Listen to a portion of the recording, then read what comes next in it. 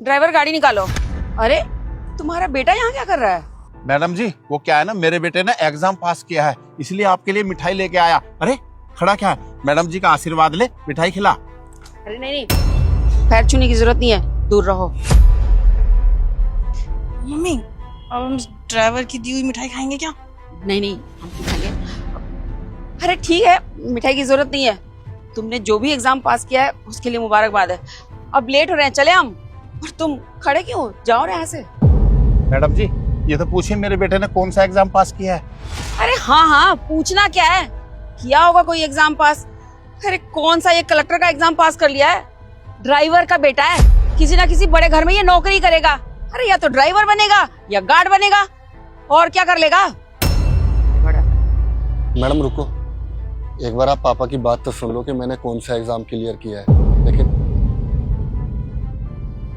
रमेश, अपने बेटे को ना औकात में रख।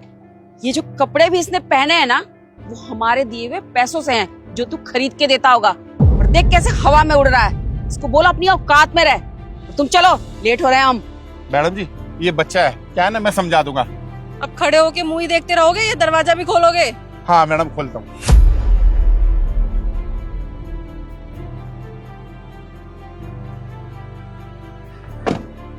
सैम बेटा तू घर जा, मैं आकर के ना तुझसे बात करता हूँ।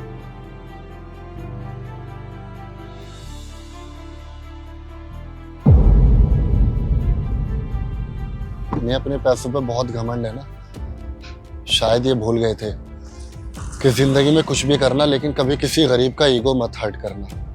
कलेक्टर की बात कर रही थी ना ये, अब इनको कलेक्टर बन के ही दिखाऊंगा।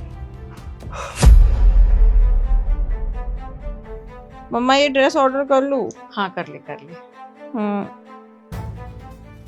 मैडम जी बुलाया आपने मुझे? हाँ बुलाया। कल से कहाँ मर रहा था तू अभी तक? और तूने इन्फॉर्म करना जरूरी भी नहीं समझा, और आज भी आया है तो लेट आया है।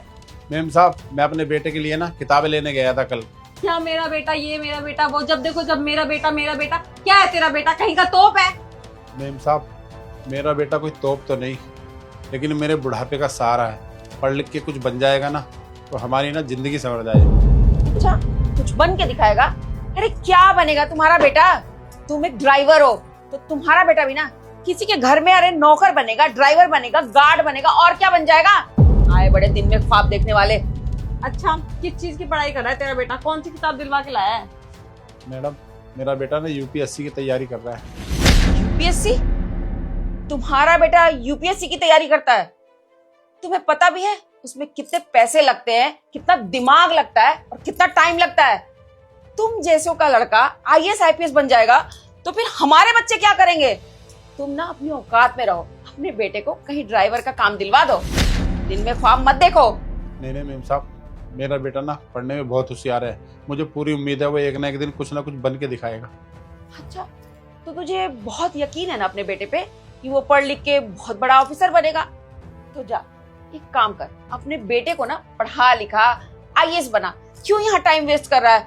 और हम भी भाई इतने बड़े ऑफिसर के पापा के साथ क्यों ही बात कर रहे हैं। तुम जाओ, तुमको मैं काम से निकालती हूँ। जाओ और अपने बेटे को आईएएस बना। अरे नहीं मैम साहब, मुझे नौकरी से मत निकालो। क्या है ना, इस नौकरी से ही तो मेरा घर चलता है। अभी मुझे इस नौकरी की बहुत जरूरत है मैम साहब, अभी मत निकालो। एक बार में समझ में नहीं आता, मम्मी ने कह दिया ना निकल जा तो निकल जा।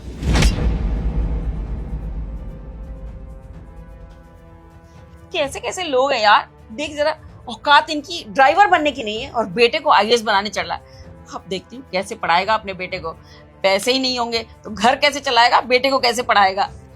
सही किया आपने मम्मा।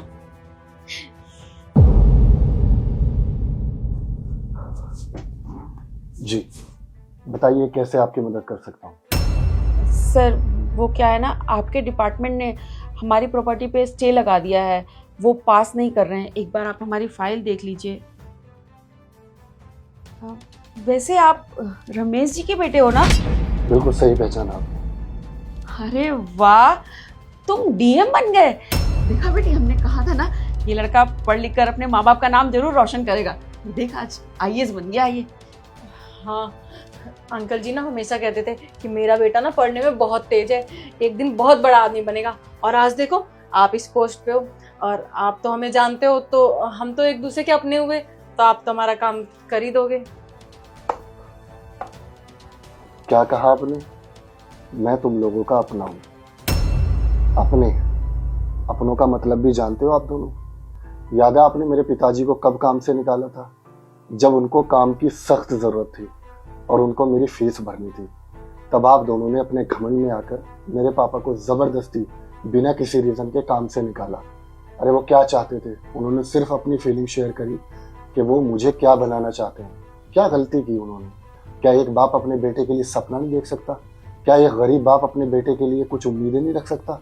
नहीं, आप लोगों के लिए कभी नहीं रख सकता, क्योंकि आप लोगों के सर पे सिर्फ पैसों का घमंड सवार है और अपने आगे ये दुनिया बहुत छोटी लगती है और बहुत कमजोर लगती है। सर ऐसा मत बोलिए, हमने बहुत इन्वेस्टमेंट किया इस पे, हमारा बहुत बड़ा नुकसान हो जाएगा। आप प्लीज कुछ कीजिए ना, हमारी बहुत हेल्प हो जाएगी। बेटा अब तुम तो हमारे घर के लड़के हुए ना, अब तुम्हारे पापा हमारे यहाँ काम करते थे, ये तो घर वाली बात हो गई ना। एक बार फाइल अच्छे से चेक करके साइन कर देते, देखो हमारा लाखों का नुकसान हो जाएगा बेटा। देखो मैं उन सारी पुरानी बातों को भुला चुका हूँ और मैं वर्क ना हमेशा प्रोफेशनली करता हूँ, पर्सनली नहीं। अच्छा मुझे ये बताइए, जब आपने ये प्रॉपर्टी खरीदी तो आपने किसी पटवारी से बात नहीं की? थी, जमीन दिखाया भी था। नहीं, आपने नहीं की। आपको सिर्फ सस्ती जमीन मिली और आपने उसमें इन्वेस्टमेंट कर दिया। आप लोगों को पता है आपकी जमीन एग्रीकल्चर में आती है और इसमें सिर्फ आप 20% कंस्ट्रक्शन कर सकते हो और आप लोगों ने इस पे 80% कंस्ट्रक्शन किया हुआ है। बहुत जल्दी एमसीडी अपने अंडर लेकर आपकी इस जमीन को तोड़ देगी। सर एक बार फिर से चेक कर लेते, बहुत लागत लगा चुके हैं हम। मैडम अगर कुछ हो पाता तो मैं कर देता, मैं आपकी इसमें कोई भी सहायता नहीं कर सकता। और आज आपको बहुत बुरा लग रहा है क्योंकि आज आप पर बीती है। याद हो इंसान को कितना बुरा लगा होगा? वो कहते हैं ना कि बुरा वक्त बताकर नहीं आता और ऊपर वाले की लाठी में ना आवाज नहीं होती। सही कहा कीर्ति मेरे बेटे ने, ऊपर वाले की लाठी में आवाज नहीं होती। और क्या कह के निकाला था आपने मुझे कि तुम्हारा बेटा कलेक्टर बन जाएगा? देखो आज वही बेटा है मेरा जो कलेक्टर बन के यहाँ बैठा हुआ है।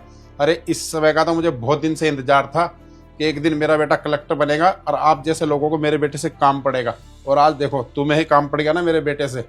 और क्या कहा था आपने? सपने अपनी औकात के अनुसार देखने चाहिए? नहीं, सपने हमेशा अपनी औकात से बड़े देखने चाहिए। क्या रमेश जी, आप भी इतनी पुरानी बात को दिल पर लेकर बैठे हो अभी तक? आप अपने बेटे को समझाओ ना। देखो हमारा बहुत नुकसान हो जाएगा।